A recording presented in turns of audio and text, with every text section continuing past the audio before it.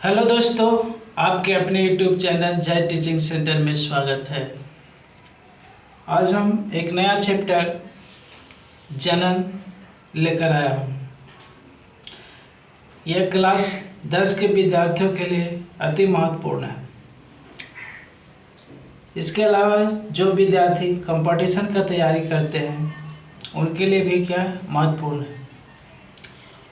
और इससे पहले जो हमारी वीडियो को पहली बार देख रहे हैं ज़रूर सब्सक्राइब करें और उसके साइड में जो बेल आइकन है उसे दबाना ना भूलें और साथ में लाइक और शेयर भी करते जाएं। तो जनन चैप्टर का जो बहुविकल्पिक प्रश्न है,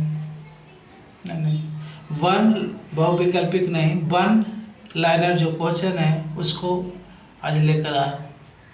तो चलते हैं क्वेश्चन की ओर। क्वेश्चन 1, जीव जिस प्रक्रम द्वारा अपनी संख्या में वृद्धि करते हैं क्या कहलाते हैं? जनन। और जनन सभी जीवों का लक्षण है। अगर जीव जनन नहीं करेंगे तो पृथ्वी पर उसका जो अस्तित्व है, उसका जो स्पीशीज है, एक न एक दिन समाप्त हो जाएगा। इसलिए जनन सभी जीवों का क्या है? प्रमुख लक्षण है। तो जनन किसे कहते हैं? जीव जिस प्रक्रम द्वारा अपनी संख्या में वृद्धि करते हैं क्या कहलाते हैं? जनन कहलाते हैं। क्वेश्चन नंबर 2, केंद्रक के भीतर डीएनए एवं प्रोटीन से निर्मित क्या होते हैं? केंद्रक के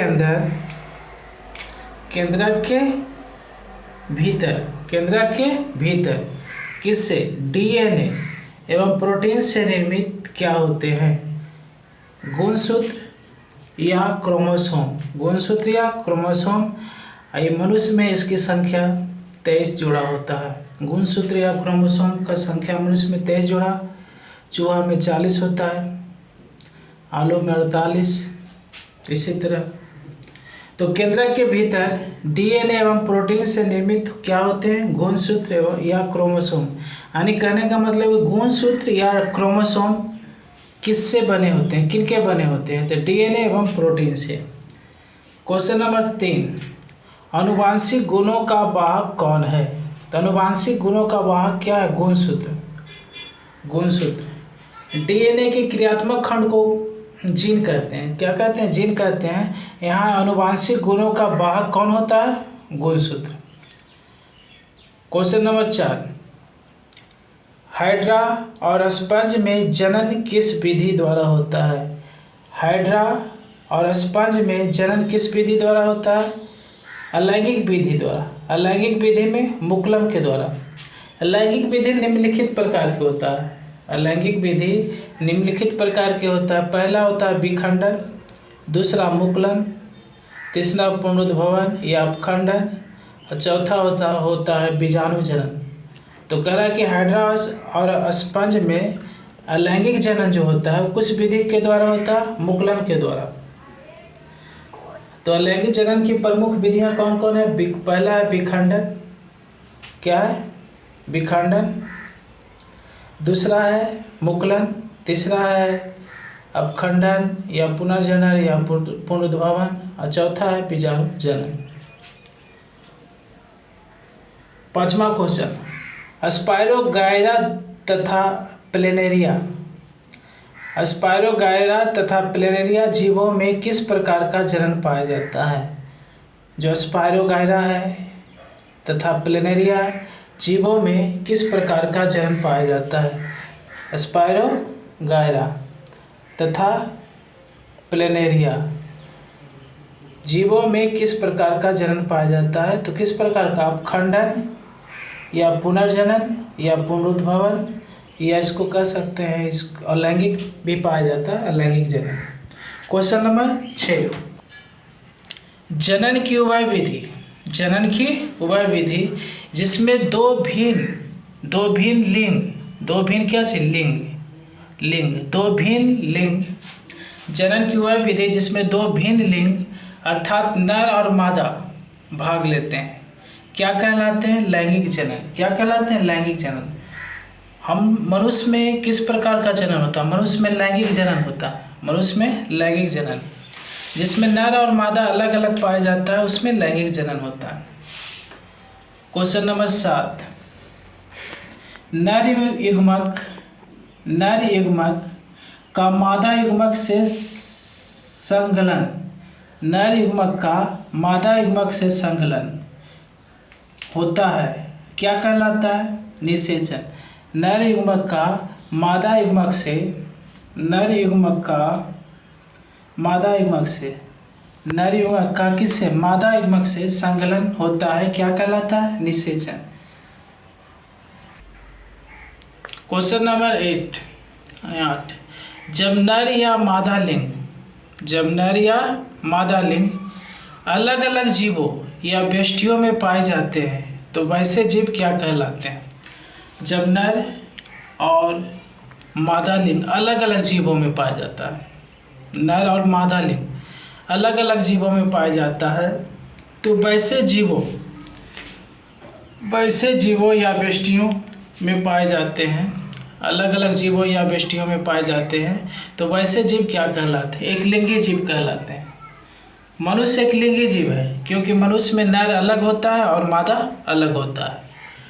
जैसे एग्जाम्पल में पपीता, तरबूज, मनुष्य, घोड़ा, बंदर, मोर, कबूतर, मछली, मेढक, ये सब जो है एक लिंगी जीव है क्योंकि इसमें नर अलग जीवों में पाया जाता है और मादा अलग जीवों में पाया जाता है।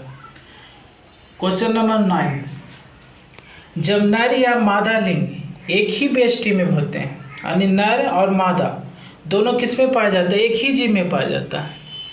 जब नर और मादा लिंग एक ही व्यष्टि में होते हैं, जब नर और मादा एक ही व्यष्टि में होते हैं तो उसे क्या कहते हैं? द्विलिंगी या उभयलिंगी। क्या कहेंगे? द्विलिंगी या उभयलिंगी। जैसे में हो गया सरसों, गुड़हल, केचुआ, कृमि, हाइड्रा। इसमें क्या होता है कि नर और मादा दोनों एक ही जीव में पाया जाता है। क्वेश्चन नंबर 10, लैंगिक जनन के लिए पुष्पीय पौधों में वास्तविक जनन भाग क्या है? कह रहा है कि लैंगिक जनन के लिए किसमें? पुष्पीय पौधों में। किसमें? पुष्पीय पौधों में वास्तविक जनन भाग क्या है? तो फूल या पुष्प। पुष्पीय पौधों में वास्तविक जनन भाग क्या है? फूल या पुष्प। क्वेश्चन नंबर 11, पुष्प का नर भाग क्या कहलाता है? जो पुष्प है उसका नर भाग क्या कहलाता है? तो पुष्प का नर भाग क्या कहलाता है? पुमंग। क्या कहलाएगा? पुमंग। और पुष्प का वास्तविक नर भाग क्या कहलाता है? पुंकेसर। पुष्प का वास्तविक नर भाग क्या कहलाता है? पुंकेसर। क्वेश्चन नंबर 13, बीजांड के भीतर भ्रूणपोष होता है। भ्रूणपोष कहाँ होता है? बीजांड के भीतर। भ्रूणपोष कहाँ होता है? बीजांड के भीतर। तो बीजांड के भीतर भ्रूणपोष होता है जिसमें क्या होता है? मादा युग्मक या अंडाणु। बीजांड के भीतर भ्रूणपोष होता है, यानी भ्रूणपोष कहाँ होता है? बीजांड के भीतर जिसमें क्या होता है? मादा युग्मक या अंडाणु। क्वेश्चन नंबर 14, पुष्प का मादा भाग क्या होता है? तो पुष्प का जो मादा भाग होता है जायांग या स्त्री केसर। पुष्प का मादा भाग क्या होता है? जायांग या स्त्री केसर। किशोरावस्था में होने वाले परिवर्तन की अवस्था क्या कहलाता है? किशोरावस्था में जो परिवर्तन होता है, किशोरावस्था में बहुत सारा परिवर्तन होता है। जैसे पुरुष में मोछ आ जाता है, काख में बाल आ जाता है, त्वचा चिकनी हो जाती है। तो ये सब सारे परिवर्तन आते हैं किसमें? किशोरावस्था में। तो किशोरावस्था में ये सब जो परिवर्तन होता है उसको क्या कहते हैं? उसको क्या कहेंगे? यौवना आरंभ या प्यूबर्टी। क्या कहेंगे? यौवना आरंभ या प्यूबर्टी। क्वेश्चन नंबर 16, परागकणों के परागकोश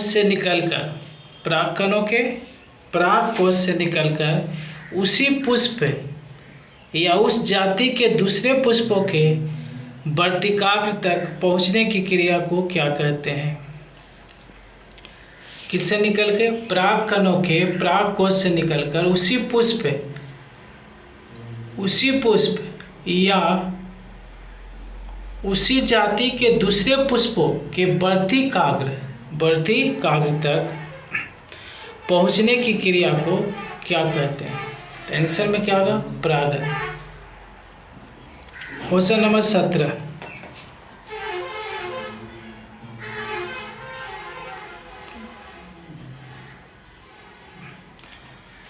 तो पुष्प का सबसे प्रमुख जनन अंग है पुरुष का, सॉरी किसका? पुरुष का।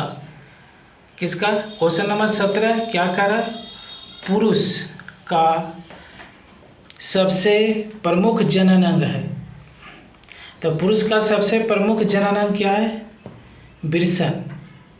क्या है? वृषण, जिसको बोलते हैं टेस्टिस। यानी पुरुष यानी नर का सबसे, पुरुष का सबसे प्रमुख जनन भाग क्या है? वृषण, टेस्टिस। वृषण एक जोड़ा होता है। वृषण मनुष्य में कितना होता है? एक जोड़ा। क्वेश्चन नंबर 18, पुरस्थ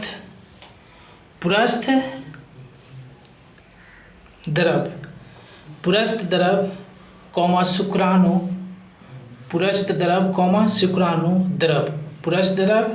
कौमा शुक्राणु द्रव तथा शुक्राशय द्रव मिलकर क्या बनाते हैं? बीज। क्या बनाते हैं? बीज।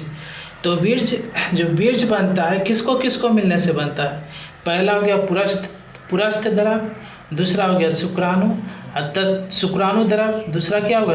पहला हो गया पुरस्थ द्रव, दूसरा हो गया शुक्राणु द्रव तथा तीसरा शुक्राशय। ये तीनों के मिलने से शुक्राशय द्रव यानी पुरस्थ द्रव, शुक्राणु द्रव और शुक्राशय द्रव, तीनों द्रव है, यानी तीनों के मिलने से क्या बनता है? बीज बनता है। क्या बनता है? बीज। बीज में एक विशेष प्रकार की गंध किसके कारण होती है? जो बीज होता है, बीज में बीज होता है जो शिश्न से बाहर निकलता है, तो उसमें गंध होता है। और गंध किसके कारण? बीज में एक विशेष प्रकार की जो गंध होती है वो किसके कारण होता है? तो पुरस्थ द्रव के कारण। किसके कारण? पुरस्थ द्रव के कारण। बीज के शुक्राणु किसके? बीज के शुक्राणु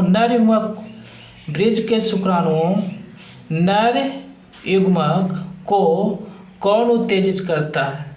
जो बीज के जो शुक्राणु है नर युग्मक को कौन उत्तेजित करता है? तो पुरस्थ द्रव। कौन द्रव? पुरस्थ द्रव बीज के शुक्राणु को उत्तेजित करता है। क्वेश्चन नंबर 21, प्रोजेस्टेरॉन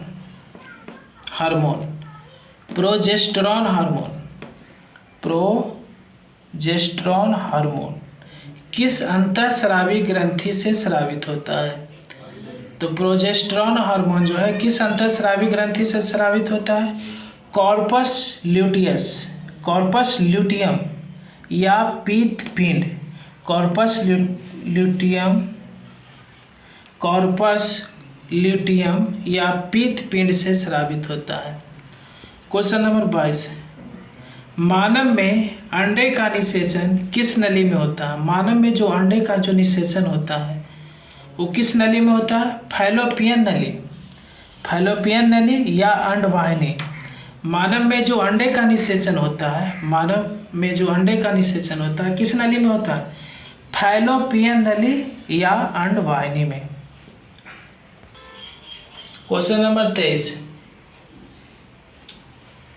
मानव में भ्रूणीय विकास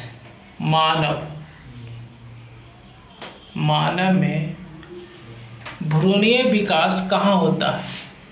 मानव में जो भ्रूण का जो विकास होता है, भ्रूणीय विकास कहाँ होता है? आंसर होगा गर्भाशय में। किसमें? गर्भाशय में। क्वेश्चन नंबर 24, विषाणु जनित लैंगिक जनन संचारित रोग है। विषाणु जनित लैंगिक जनन संचारित रोग है। यानी विषाणु से जो लैंगिक जनन होता है, लैंगिक रोग होता है, लैंगिक जनन संचालित रोग कौन कौन है? एड्स है, सर्विक्स कैंसर है, एड्स, सर्विक्स कैंसर और हर्पीस, ये विषाणु से होने वाला रोग है। कैसा रोग है? जनन, लैंगिक जनन रोग है। कैसा रोग है? लैंगिक जनन। तो एड्स हो गया, सर्विक्स कैंसर हो गया, सर्विक्स कैंसर और हर्पीस विषाणु से होने वाला रोग है। और कैसा रोग है? लैंगिक जनन संचालित रोग है। क्वेश्चन नंबर 25, हाइड्रा में प्रजनन किस विधि द्वारा होता है? हाइड्रा में जो प्रजनन होता है किस विधि द्वारा? हाइड्रा में प्रजनन किस विधि द्वारा होता है? तो मुकुलन के द्वारा होता है। किसके द्वारा होता है? मुकुलन के। क्वेश्चन नंबर 26, अंडोत्सर्ग के बाद, अंडोत्सर्ग के बाद, क्वेश्चन नंबर 26, अंडोत्सर्ग के बाद परिपथ, अंडोत्सर्ग के बाद परिपथ ग्राफियन फॉलिकन, ग्राफियन फॉलिकिल किसमें परिवर्तित हो जाता है? अंडोत्सर्ग के बाद, बंद करते, तो अंडोत्सर्ग के बाद परिपथ नहीं होगा, यहाँ परिपक्व होगा। क्या होगा? परिपक्व, आधा का परिपक्व। तो अंडोत्सर्ग के बाद परिपक्व ग्राफियन, ग्राफियन फॉलिकिल किसमें परिवर्तित, किसमें परिवर्तित हो जाती है? अंडोत्सर्ग के बाद परिपक्व ग्राफियन फॉलिकिल किसमें परिवर्तित हो जाता है? तो इसका आंसर होगा कॉर्पस ल्यूटियम। किसमें हो जाता है? कॉर्पस ल्यूटियम में। मानव में नर जनन ग्रंथि कहलाती है। मानव में नर जनन ग्रंथि क्या कहलाती है? मनुष्य में जो नर जनन ग्रंथि वो क्या कहलाता है? विरसन। क्या कहलाता है? विरसन। इसका सही आंसर होगा विरसन। लड़कों में यौवना अवस्था के लक्षणों को नियंत्रित करने वाला हार्मोन कहलाते हैं। जो लड़कों में होता है, जो यौवना अवस्था होता है में जो लक्षण दिखाई देता है, उसको नियंत्रण करने वाला हार्मोन कौन होता है? टेस्टोस्टेरोन। टेस्टोस्टेरोन। कौन हार्मोन? टेस्टोस्टेरोन। Question number 29,